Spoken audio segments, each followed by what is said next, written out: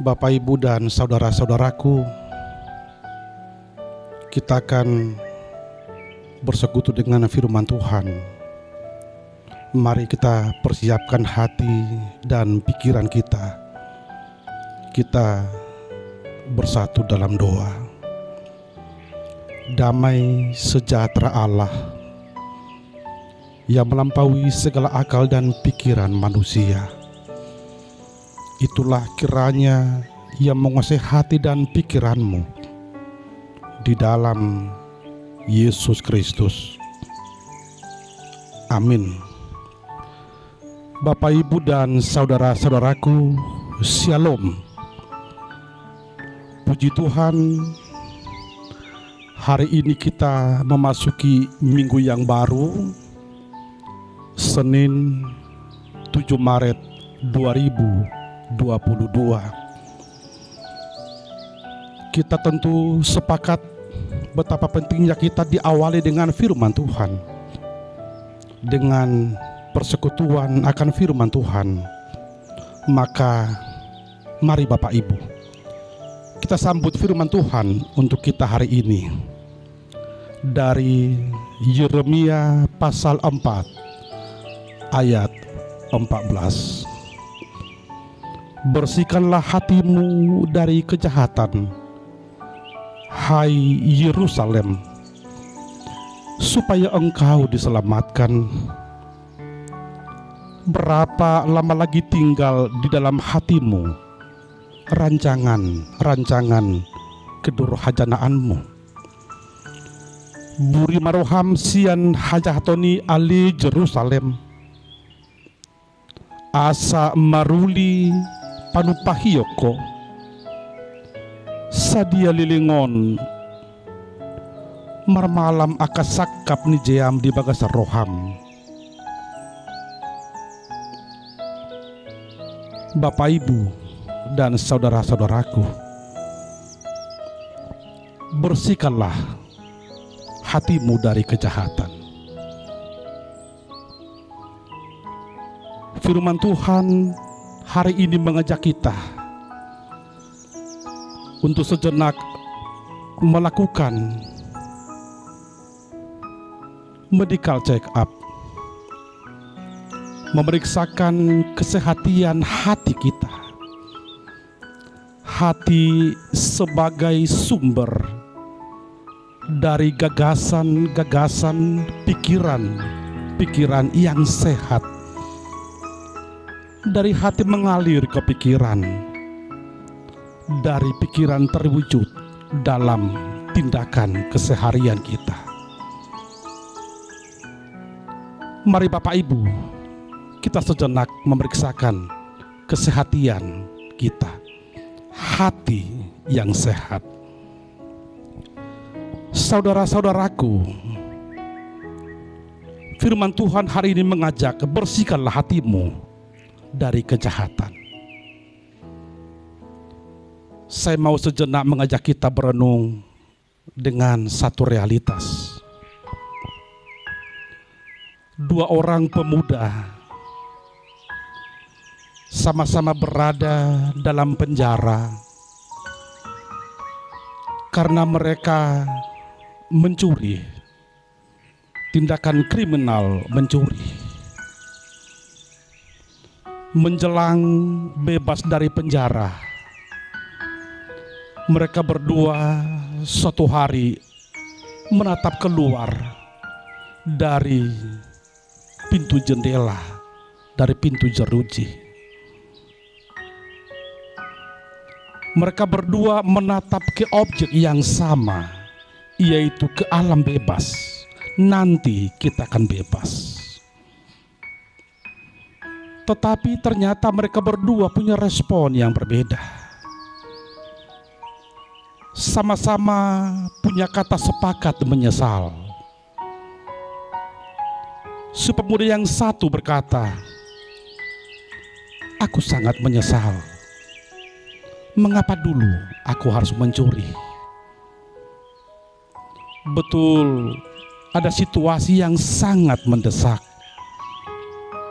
Tetapi saya mengambil tindakan yang salah. Karena itu, bebas dari penjara ini, saya akan bertobat. Saya akan bersihkan hati dan pikiran saya, dan saya menjadi manusia baik. Si pemuda yang satu, dia juga berkata yang sama, saya menyesal. Sungguh, saya sangat menyesal. Saya menyesal mengapa saya tertangkap. Kami ada 4 orang pelaku kejahatan pada waktu itu.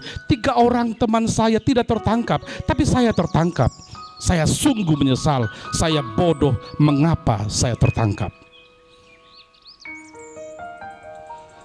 Bapak, Ibu, dan saudara-saudaraku, ada motif penyesalan yang berbeda. Dan tentu follow up-nya juga. Tindak lanjutnya, buahnya juga berbeda. Sepemuda yang satu, dia menyesal dengan tekad membersihkan hatinya dari kejahatan, lalu bebas dari penjara.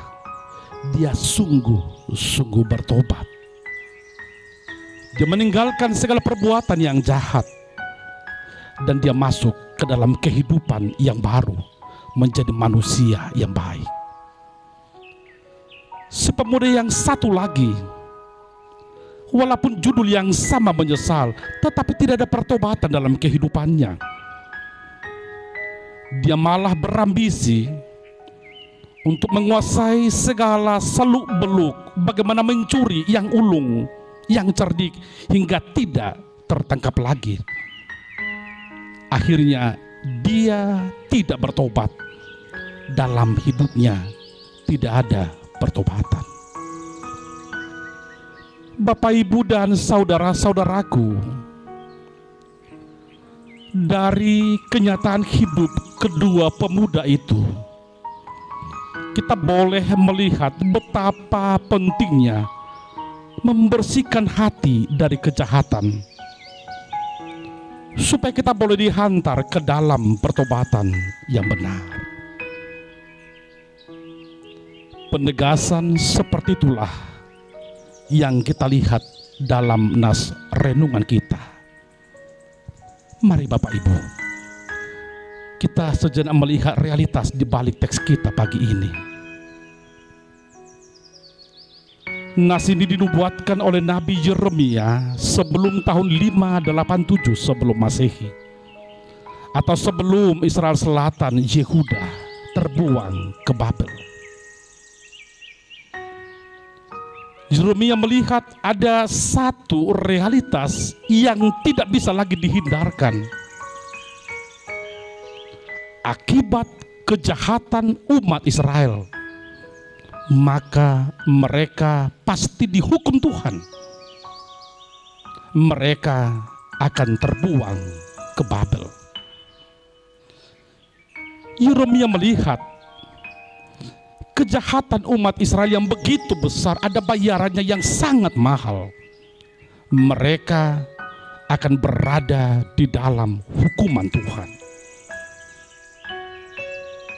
Namun sebagai nabi sejati, sebagaimana nabi-nabi yang lain, Yeremia tidak berhenti di sana. Yeremia tidak berhenti dalam nubuatan penghukuman Tuhan.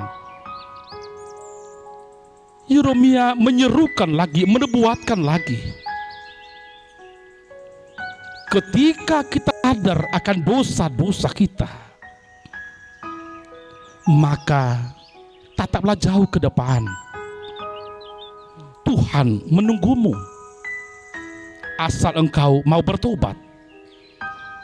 Itu sebabnya Yeremia menubuatkan, bersihkan hatimu dari kejahatan, hai Yerusalem, supaya engkau diselamatkan.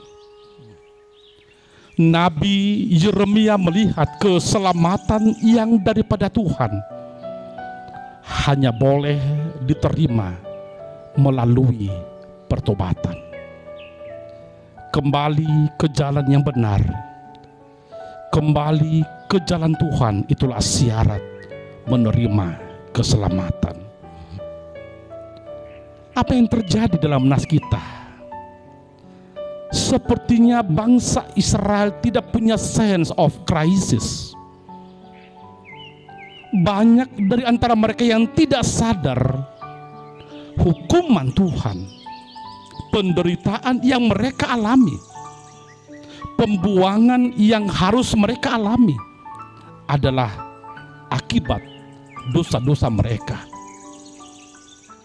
Tidak ada jalan lain selain pertobatan. Itu sebabnya Nabi Yeremia dengan kalimat oratoris berkata, berapa lama lagi tinggal di dalam hatimu rancangan kedurjanaanmu. Yeremia mengingatkan mereka ada situasi yang sangat urgent, situasi yang sangat mendesak. Umat harus segera bertobat. Bapak, Ibu, dan saudara-saudaraku, kini nas ini hadir menyentuh kehidupan kita, menggugah kita, Bapak Ibu. Lalu respon apa yang kita berikan? Kita baru meninggalkan Minggu Info Covid, di mana kita diajak untuk selalu berseru kepada Tuhan. Hanya Tuhanlah alamat seruan kita. Dan kini kita menyongsong ke Minggu Reminiscere, minggu depan 13 Maret. Kita diajak melihat kasih karunia Tuhan yang senantiasa hadir di sepanjang kehidupan kita. Persoalannya ialah apakah kita mau bertobat? Bapak, Ibu, dan saudara-saudaraku, Minggu Reminiscere dan Info Covid berada di dalam rangkaian Minggu Pasion. Kita diajak menatap ke satu titik, yaitu salib Yesus. Mari Bapak Ibu kita sadar, Yesus disalibkan akibat dosa-dosaku, akibat dosa-dosamu. Tidak ada jalan lain selain pertobatan. Dari Yesus disalib menyucikan kita. Kita menjadi orang-orang yang tahir. Persoalannya ialah, mari sediakan hatimu, hati yang bersih. Karena pertobatan sejati, pertobatan yang benar hanya keluar dari hati yang bersih. Bapak, Ibu, dan saudara-saudaraku, marilah mengawali aktivitas kita hari ini dengan sebuah komitmen. Kita mau hidup lebih baik lagi. Pintu ke sana ialah pertobatan. Ada banyak hal yang harus kita tinggalkan, perbuatan-perbuatan yang tidak Tuhan kehendaki. Dan mari melangkah ke depan ke perbuatan-perbuatan yang Tuhan kehendaki. Mari dengan segala kerendahan hati memohon kepada Tuhan supaya kita dimampukan membersihkan hati kita dari kejahatan hingga kita beroleh keselamatan. Jauhkan pikiran-pikiran yang jahat, rancangan-rancangan kedurjanaan dari kehidupan kita, dan mari kita hidup benar, hidup seturut dengan kehendak Tuhan.